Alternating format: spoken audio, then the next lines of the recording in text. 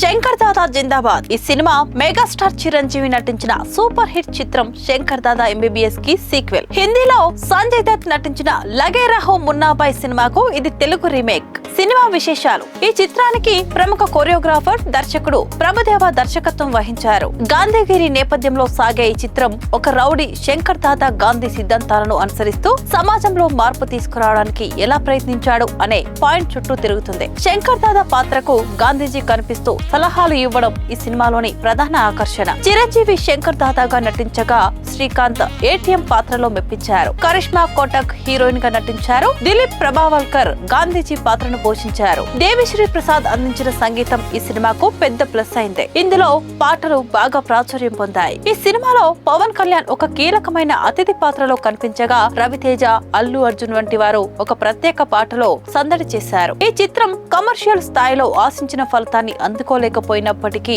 చిరంజీవి నటన, comedy timing మరియు గాంధీగిరి అనే సందేశం ప్రేక్షకులను ఆకట్టుకున్నాయి.